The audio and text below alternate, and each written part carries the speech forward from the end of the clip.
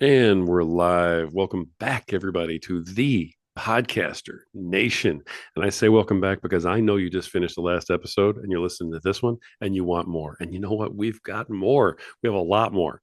This is the podcast that is about podcasters, it's for podcasters. And you guessed it, it's done by podcasters. And my guest today is, you guessed it, a podcaster, soon to be. Folks, we have a very unique twist on today's episode. Normally, when people say, "Hey, I'm interested in your program," very first question I ask is, "Do you have a podcast?" If they don't, unfortunately, we say, "Hey, when you do, let me know. I'd love to have you on the show." This lady today said, "I don't yet, but I'm building it. I'm in the process of it, and I'm launching." And then she said, "I'm launching in January." I was like, you know what? There's something about this lady. I know there's an angle here. I know it's going to work.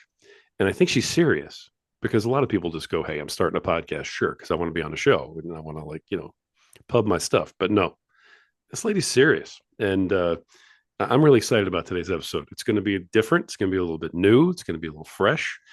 Folks, please welcome Amanda McCallister, soon to be the host of the Dream Team Strategy podcast, which I love the name.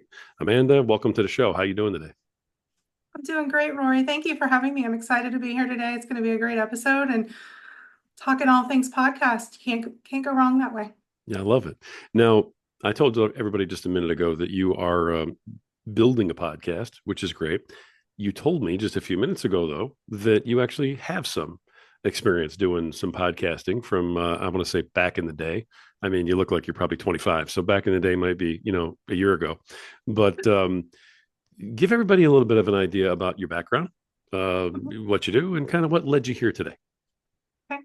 So I'm a serial entrepreneur. I currently own 5 businesses, but I opened my first business as a nonprofit agency focused on student leadership way back in 2009.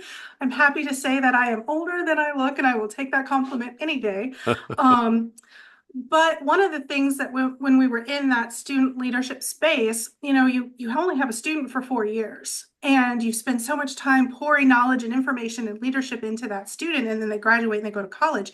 And the students that are coming up behind them are very excited to hear about their alumni experience, what it's like to be in college, to move into your dorm, to find a job. So we started doing that storytelling through podcasting, and I would call into the alumni when they were at Florida State or Berkeley, California, wherever they had gone in the country or the world to go to school, and we would podcast. And the podcast episodes were played for the students that were still in high school. So it took away the factor of having to travel back to Florida to interact with students coming up through their organization. It's a great experience. That podcast ran for a year and a half. It was toward the end of that nonprofit business. I exited that business and returned that to a founding group of students for them to run, and went on about my life. And now I'm at a point where I'm talking about remote conversations and leadership and team building again through my business consulting. And I just thought, hey, there needs to be a podcast where small business owners can hear the views of global workers in a firsthand experience. Global workers are a really unique set of people, and I'm sure we'll get into that later. But that's a little bit of my background and where I'm at right now. We've recorded, I think it's 6 episodes. But one of the things about podcasting we talked about is everything gets in the way sometimes. And if you don't have a book, your podcast is supposed to come out and you don't have an episode, and then that kills your consistency and it kills your following from your audience. So I really want to make sure I have that book of episodes before we start pushing content out. Love it. And that's such a great strategy. I mean, for anybody who's starting a podcast, the minimum, I think you got to at least have 3 episodes in the book to launch. And even then, that's a little tight because if you're pumped once a week and you're coming out then that gives you 3 weeks to get your next podcast done. You think that's a lot of time until you have to sit down and record something and you're not in your Mhm. head. Yeah, exactly. Right. Yeah. So you've got 6. What's a full book for you? I mean, you've got some experience. So what's a full book for you on this particular venture that you're on? So I'm wanting to put out podcasts twice a week. I want to put out kind of a talking head podcast of me giving business strategies and team building strategies, that kind of thing. That'll be short, like 15, 20-minute episodes. And then the longer episodes are the interview episodes with remote workers and CEOs who incidentally have very busy schedules, very different time frames. So I'd like to have 2 months. So I want 8 episodes, all edited, graphics, everything laid out, canned and ready to go. So it's kind of hard to get people's schedules to line up. And then I don't do the editing myself. I turn that over to my team. They're incredible. I don't like to put my employees in emergency crisis mode.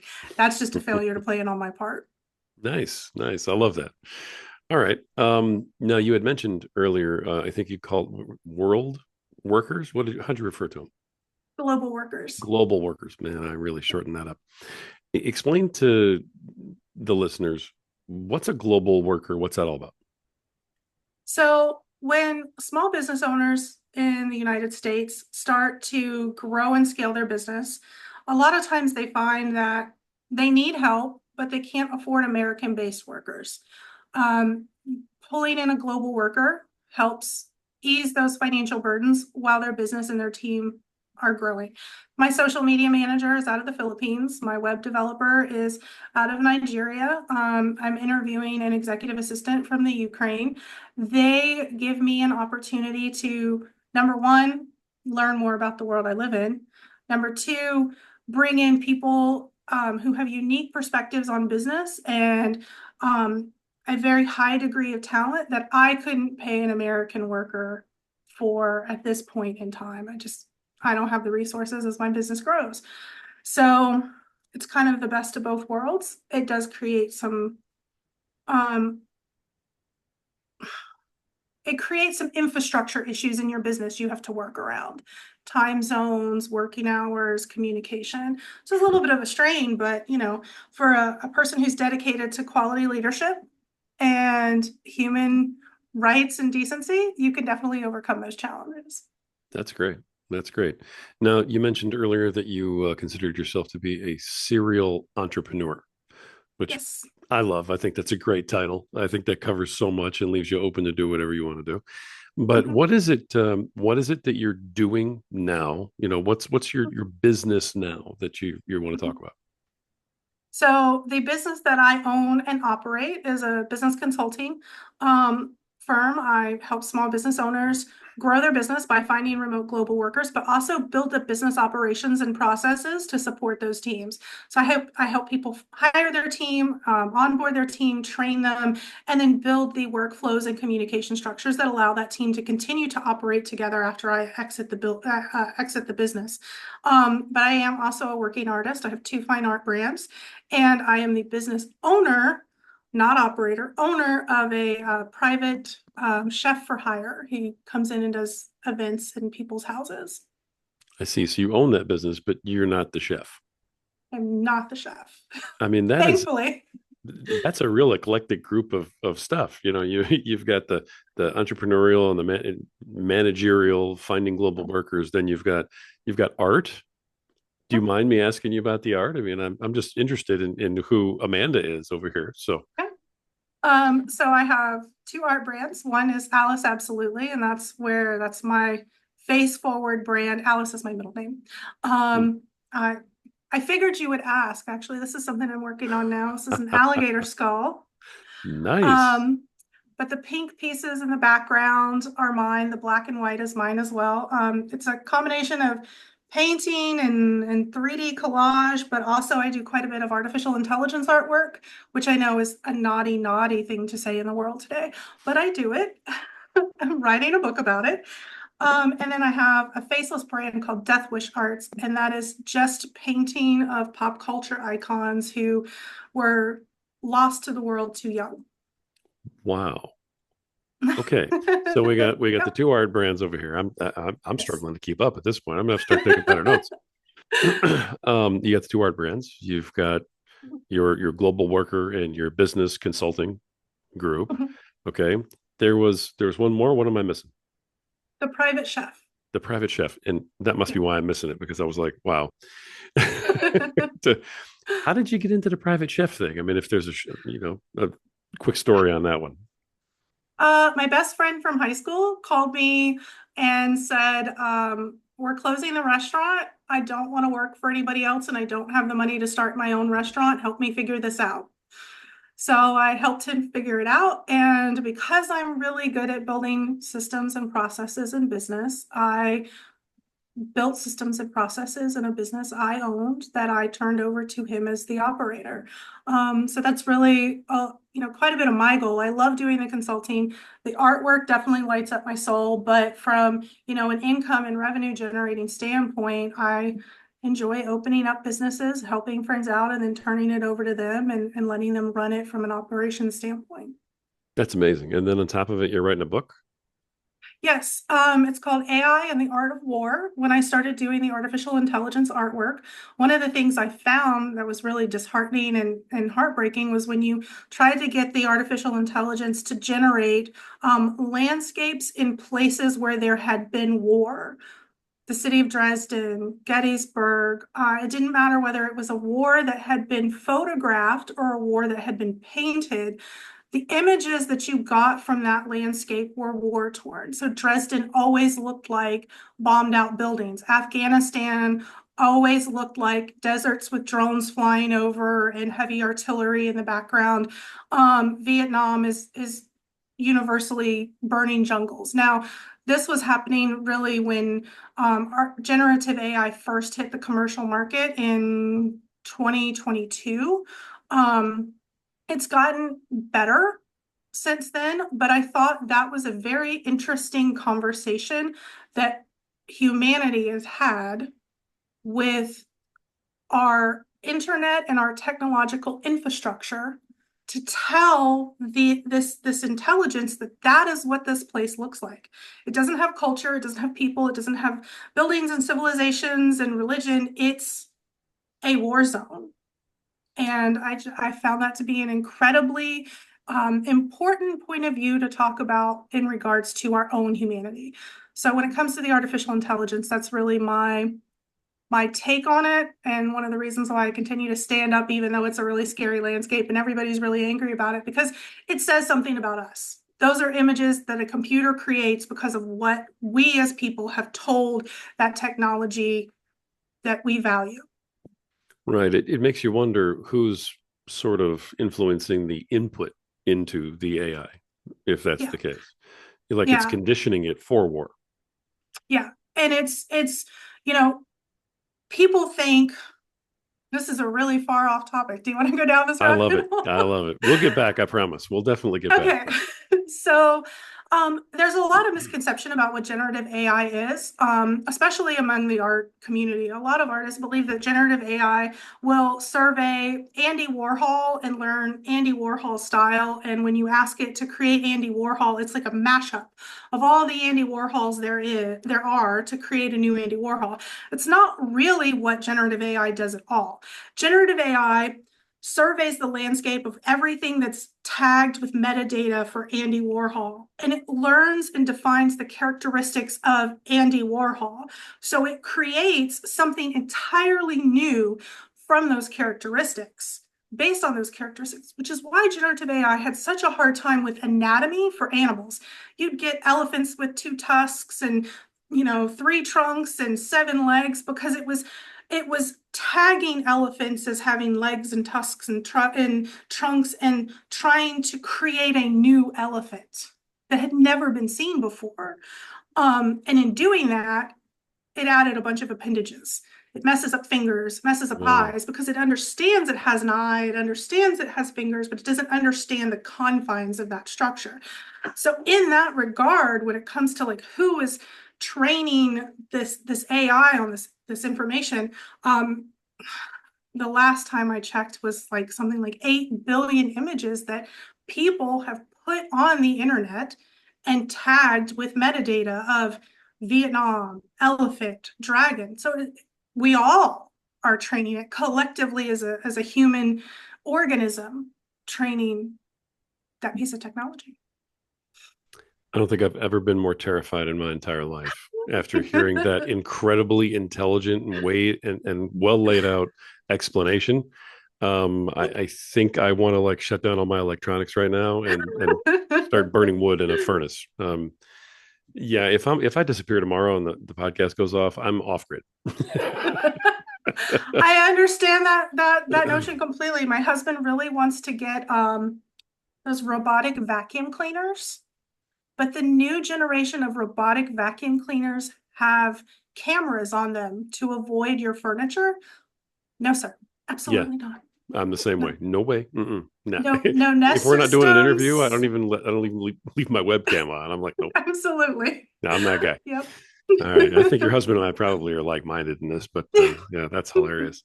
All right. No, I appreciate that because I told you we could go anywhere you wanted. You have, my goodness, just this huge plethora of everything to choose from.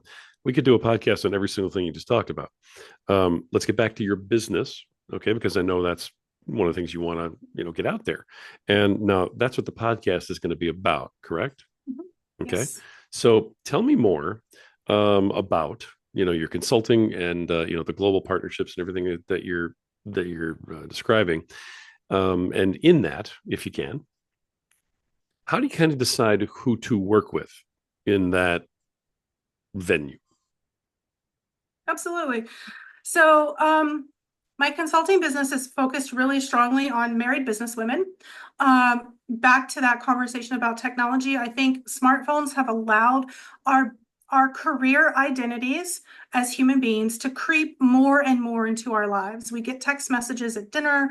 We're always checking how our Facebook ads are performing. There's always some notification communication going off that you have to pay attention to, and it has really it's created a lot of relationship issues. I talk to women on a daily basis who fight with their spouse, who feel like they're never present for their children at school, who feel like screens are educating their children rather than educating their children with the values that they grew up with. And so much of that happens because a business owner is also a business operator, and they can't pull themselves out of the day-to-day work and empower their team with decision making. So they become the sole person bearing the burden of all of the work, even if they're not doing the work themselves. They have to make all the micro decisions there. And I help women get that back on track. So in a lot of ways, I like to think of my business as a way to give professional women their lives back and their relationships with their husbands and their children back. Nice. The podcast focuses on obviously interviewing these business owners who have been successful at pulling themselves out of their process, what they did to do that, how they changed their mindset. Business operators are often very passionate about what they do. I like to talk about web developers. I know a web developer, and he loves making websites. Like, he has very close relationships with his clients. He knows their families, their friends. He's very invested in his business. Well, he wanted the business to support his lifestyle. He wanted to become a business owner instead of an operator. And he was doing really well. He grew, a web development business from 200,000 a year to 3.5 million a year. And he's got this great team and it's going really well. He's got 30 people on staff. And we're talking one day and he's like, I'm going to shut it all down. I'm laying everybody off and I'm just going to go back to building websites in the basement by myself. And I was like, okay, well, you could do that. That's an option. But why? And, when it came down to it, he really didn't want to be a business owner. He wanted to own maybe a real estate business or something he didn't really love or really care about. Like, yeah, I want passive income, but he didn't want to let go of the websites. He loved doing it, and nothing that the team did was ever up to his vision, not up to his standard. The standard was always there. The standard of excellence, the quality was there, but it wasn't his vision for the final product. And I was like, yeah, dude, you're right. You're being an absolutely terrible leader. You're incredibly toxic. You have an awful workforce. Like, get the heck out of their way or go back to doing what you love and just build the dang websites on your own. So, yeah, that's kind of the hard conversations I get to have sometimes with people. What do you really want from your business? Do you want to own it or do you want to operate it? They're two different things. Wow. I mean, that's And that's I pretty, pretty severe. Go ahead. and I like to talk to the business owners in the podcast. Okay, so the podcast is conveying your business out there. So it's an Yeah, advertisement for the business for sure. yeah, And then you're also highlighting um, business owners that are successful to put out there as examples to folks, right? Okay, good yes. deal. Um, why podcasting at this juncture for everything else you have going? Mhm. Why podcasting right now? Well, in addition to the business owners, I think it's very important to tell the story of the remote employees. Um, it is very easy to lead and manage people when you look at them every day. When you see an employee come into the office and they're depressed or they have a high degree of anxiety or stress, they wear that on their sleeve. You can tell that in their body language, their facial expressions, the things they talk about. You have lunchroom conversations and water cooler talk and that kind of thing. It's much harder to do that in a remote setting. So I wanted remote workers to have a platform to talk openly about their experiences as remote workers without the fear of retaliation from management or leadership. And I wanted CEOs to be able to hear those conversations because when you're a remote CEO, you miss that aspect of leadership. You know, in 1950, you worked for a business owner who probably lived on the same street that you did. They knew what your paycheck, they knew what the paycheck they gave you was supporting. They saw your kids, you went to church together, you ate at the same restaurants, you saw your workforce in a real face-to-face way. And that's not the case anymore. So it's very easy to distance yourself and forget about the person on the other side of the screen, or, you know, even like a big corporation, it's very easy for Walmart to forget who its employees are, or Amazon, you know, but you forget. You forget that you're contributing to not just someone's livelihood in a monetary fashion, but you're contributing to the quality of their life. Wow. Yeah, I don't think business owners take that into account at all anymore. To be honest. Um, man, interesting stuff. All right. So how does someone go about applying to work with you? I mean, what's your process there? So it's a typical process. I have a small bite offer that's self-liquidating. You can get on and check out my assessment to see whether or not your business is actually financially ready and strategically ready to hire people. That's not a very high offer at all. It's $47. I'll give you a coupon code at the end of this. So if any of your listeners are interested, like, hey, maybe I'm ready to hire a video editor or audio editor or whatever, I'm more than happy to walk them through that process. So we'll pull that off the table and let them get that for free. But then I also do a little bit longer of a clinic where I teach people where to go to look for talent. Like I said, I have workers from Nigeria, Ukraine, the Philippines. The global workforce market is full of scams. It's very easy to get taken advantage of in that workplace if you don't know the ins and outs of the platforms and what to hire for and you know the tricks, I guess you'd say, of the trade. Um, but then I also do some one-on-one consulting where I come in your business and I help you do all the things. I do them for you rather than saying, hey, let me show you how to do it. So do you actually find the global employees for folks in one of your packages? Is that an option? Yes, in the Oh, one-on-one consulting, I hire, and I was actually the one-on-one web developer I was talking about. I helped him build that team of 30. I trained them, we onboarded them, we built the workflows, the communication processes, wrote all the SOPs, and you know, we got to the end of 9 months, and you know, we're wrapping up our consulting contract, and he's like, I still hate all of this, and I'm like, yeah, because you're the problem. You know, like you don't want to do it this way. Let's build this team for your real estate business, not your web development business. It's something entirely different. right. Nice. I love it. All right. What am I not asking you about your business that you want to make sure everybody knows about? Oh man, what do you know? You've asked me a lot of really good questions. You've really pushed me to get into the philosophical stuff. Sometimes you have to go backwards to go forward. And I don't think people, you know, business owners think about how much productivity they're going to lose by shutting down their business for a week. But at the end of that week, your business is going to be 5,000 times better. Everyone will be on the same page. Everyone will have a clear picture of what to do moving forward. And the productivity and the return on that 1 week of investment is just almost immeasurable. And business owners don't want to think about shutting down for a week. There's always, but my clients or my revenue or da da da da. And I'm like, well, I say So, lots of things people don't want to hear. I mean, hey, and they're paying you for it. So, I mean, honestly, kudos. That's beautiful. That's beautiful. Is it mandatory that the business shut down, or are you just talking about a rare occasion or instance? I don't think it's mandatory. I think it's an issue of how fast you want to get your operations cleaned up. If if you really want to live and die by your operations and you want everybody on the same page and you want that to launch immediately, if you want to fix your problem in a week, you need to shut down for a week. If you're comfortable slowly growing and slowly rolling things out, then you can definitely do that over time. I really like working with people who are on the cusp of hiring, who are hiring for the first time, which is why all my small funnels and small packages are targeted to, let's talk about how you build the team to begin with. It is much easier to build something the right way than what it is to fix something that's broken and been built the wrong way. Hmm. All right, that's wonderful. All right, I mean, so you're talking about going in and aggressively and assertively remaking the foundation so that you can build upon it. Absolutely. Wow. All right. You had a couple of things that you and I went over earlier in the pre-interview. I wanted to ask you about.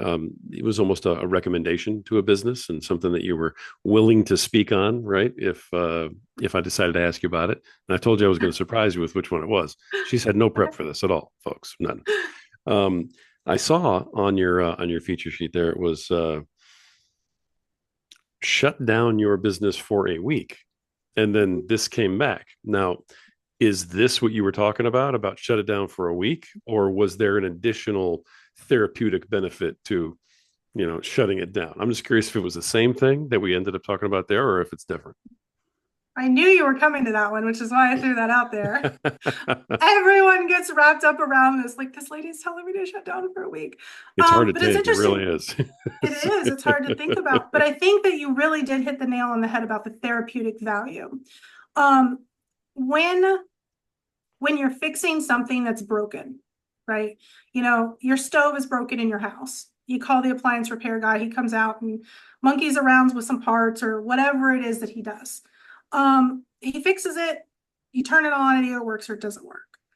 Humans are not like stoves. We have lots of emotional baggage.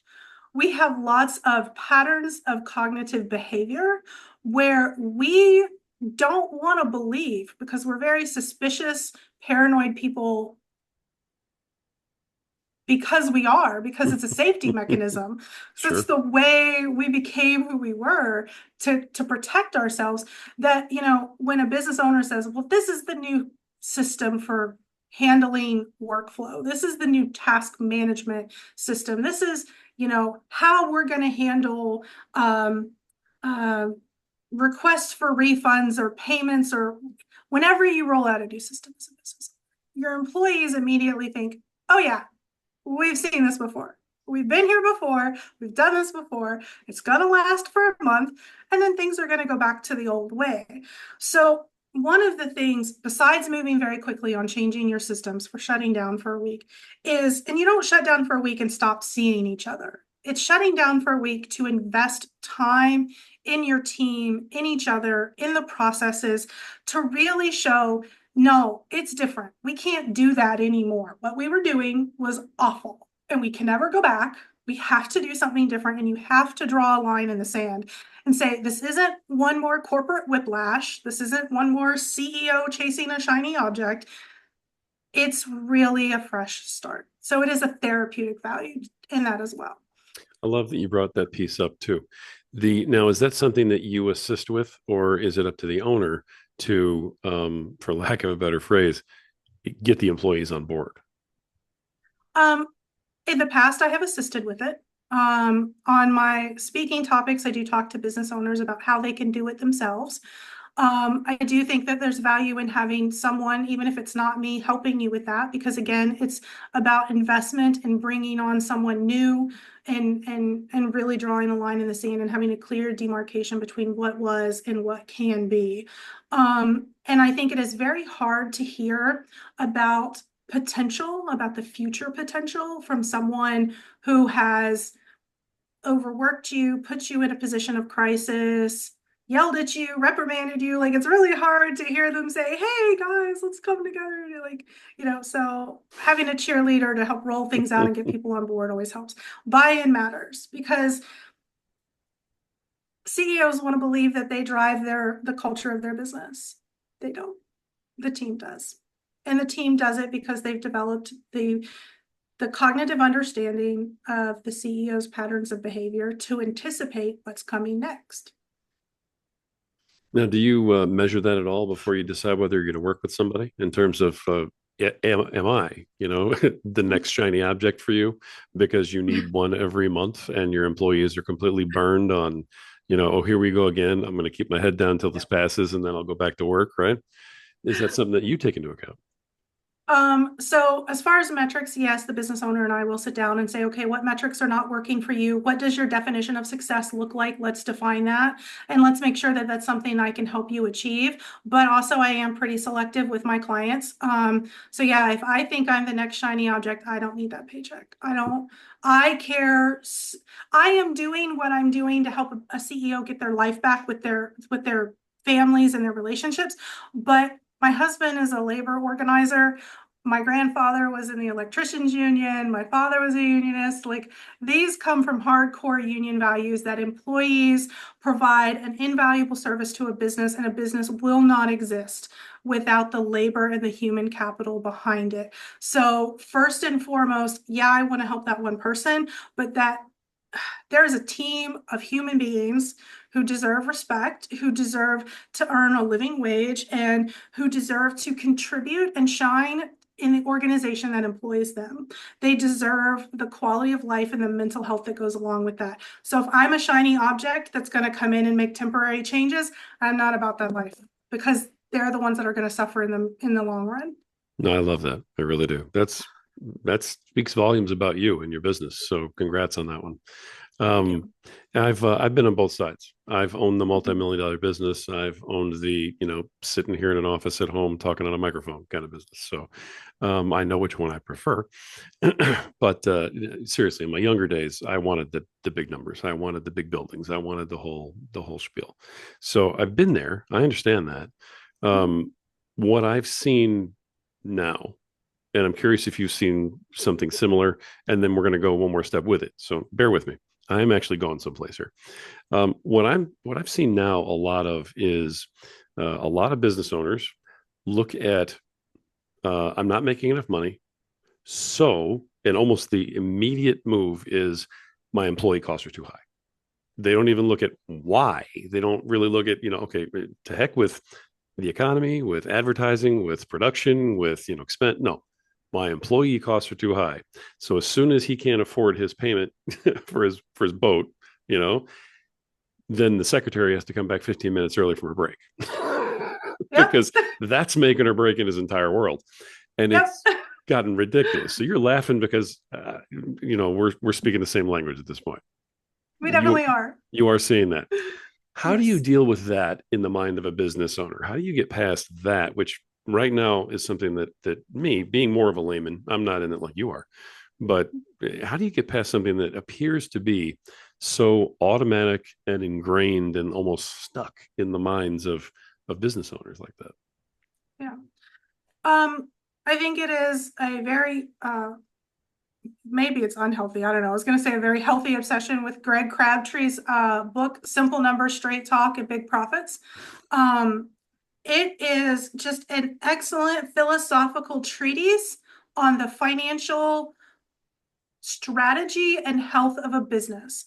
And there are so many levers. There are so many financial levers that you can move to change the cash flow of your business, the revenue of your business, and to evaluate the labor efficiency of your business outside of the knee-jerk reaction of labor costs are too high, we have to lay off, or people need to work longer hours. And you know, my perspective, so much of it is making sure I'm working with a CEO who understands and really appreciates the fact that the thing that moves their business the most valuable asset a business has, is its human resources. That is the most valuable asset your business will ever have. Your team that has invested in you and your vision will push your business farther and faster in a more profitable manner than you could ever do alone, which is one of the reasons why when I started my work in my own business, I hired people before I could conceptualize how I was going to be able to sustainably pay them. I knew that I had to have accountability and responsibility to a team. So I worked without pay. I turned off subscriptions that I thought I had to have the expert input of people who had different talents and backgrounds and skill sets than what I have. And they've never failed me.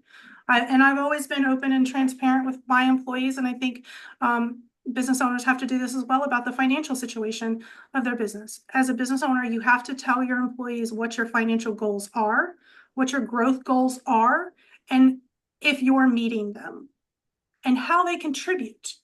Because when an employee is working with that background knowledge, they know what they bring to the table every day. The problem with an employee knowing what they bring to the table every day is they know their value at that table every day. That's what people are really running for as a business owner.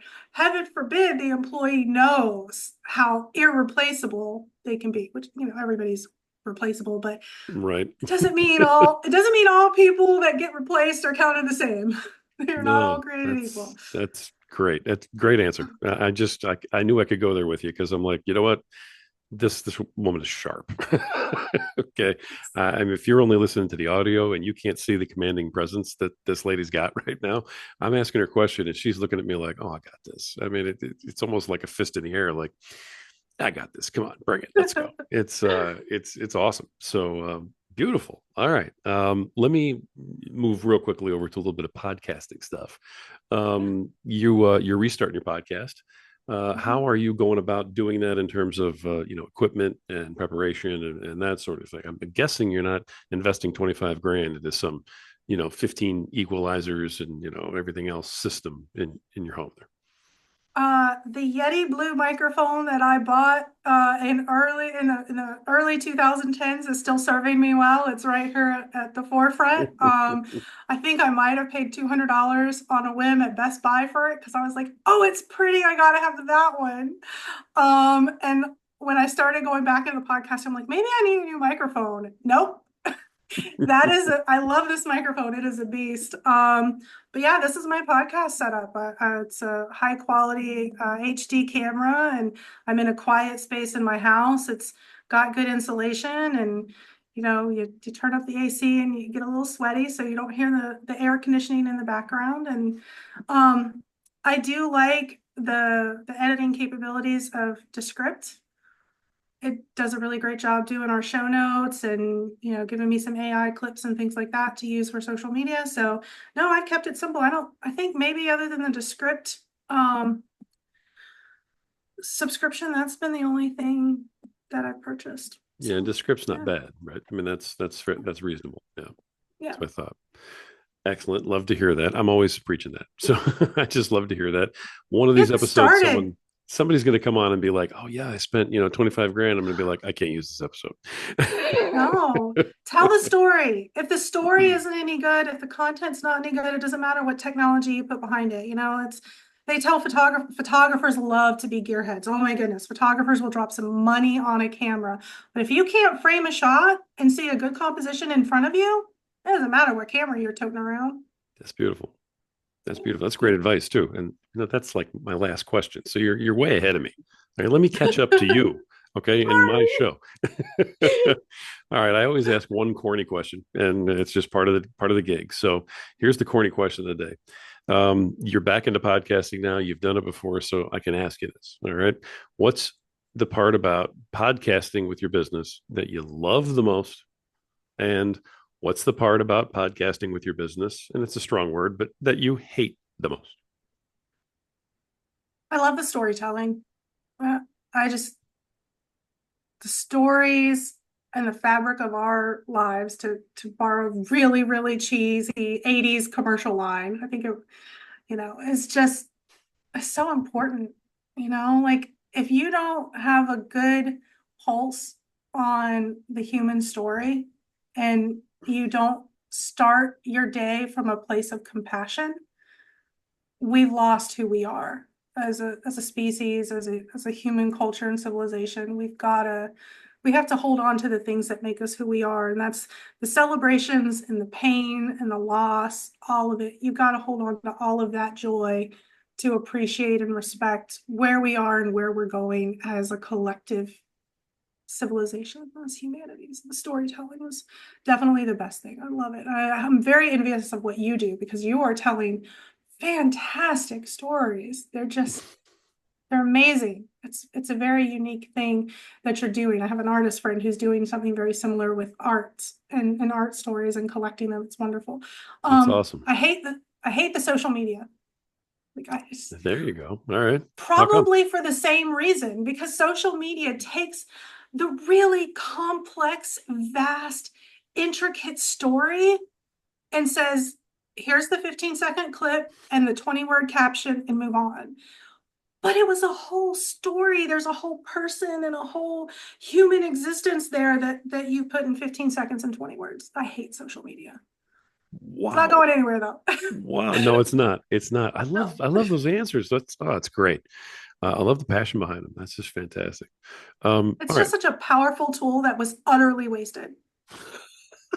I think about what social media could do for the world, and in some cases does to a small degree. I mean, what you're doing is completely hinges on social media and the outreach and the conversation and interplay between people in your Facebook group. But God, the other side of that is awful. Okay, I'm sorry. I'll get off my soapbox. Not at all. I love it. I absolutely. That was hilarious. So, all right. I've kept you on for a while. I know you've got a million things to do. You're running like 15 businesses over here. So and writing a book. So I don't want to keep you too long, but I did have one more question, and you already gave a great piece of advice, but I'm going to test you for a different one or to expound on the one that you gave me. All right. Challenge that. It's new podcasters, folks who are in that 6 to 10 episode range where you're going to be now, but you've already done this once. So folks who are doing that and they're looking to kind of like I'm going to be in it. I've made the decision that I'm not getting out. I know I love it. Now what? I've got to take it to that next level. Now I kind of have to turn it into a real thing. I got to turn it into a podcast. I got to start thinking about monetizing, those things. When you're at that juncture where so many people are, what's your best piece of advice to them to have? And this is another key. So keep up with me because this is a complicated question. All right. All right. What's the best way for them to have a successful podcast? Not get rich, but a successful podcast. Zora Neale Hurston says you have to know there to go there. And I think that is applicable in almost every aspect of life. So I think whether you're a business owner or you're a podcaster or you're a parent, I think you need to stop and think, where do I want this journey to end? And what kind of a person do I want to be along the way? If you are laying out your definition of success in that manner, I don't think it's possible to fail. But I think you have to know what you want.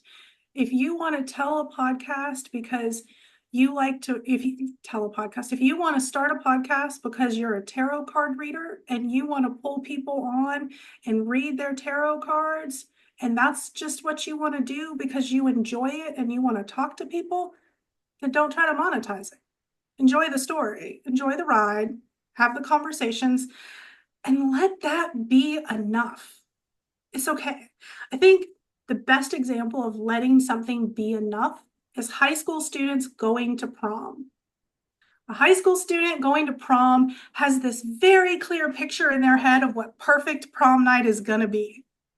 it will never be the picture that's in your head. And that's okay.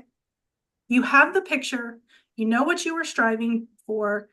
Let the moment that you get be enough. Strive for perfection, but what you have can be enough along the way. So think if you're a podcaster and you're setting up a podcast and you say, I want it to be monetized. I want to dig in and figure out all of the things to make money from this. I want this to be my living. That's my definition of success. Great. Who do you want to be along the way? I want to be ethical.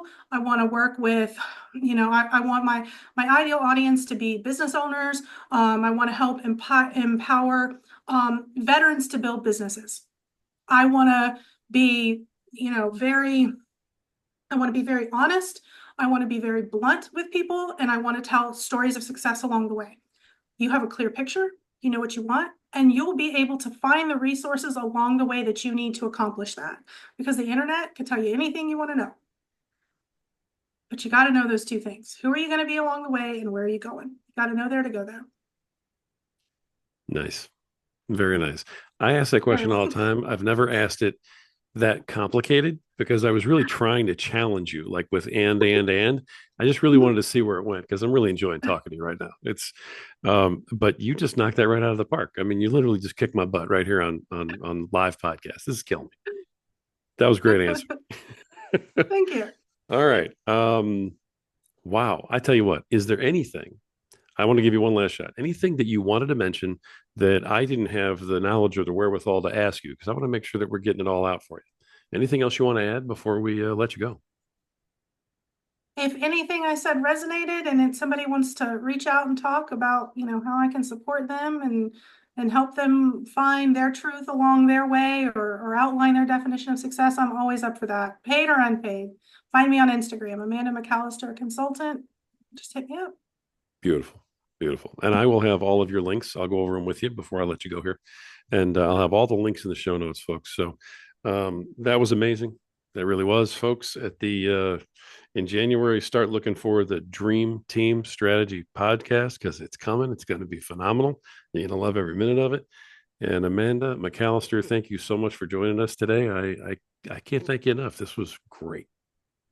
Thank you for having me today. I really enjoyed our conversation. Me too. All right, folks, this has been another episode of the Podcaster Nation. This is the podcast that is about podcasters, for podcasters, and done by podcasters. Folks, this is the place where the rising tide raises all ships. So keep sailing. I'll talk to you soon.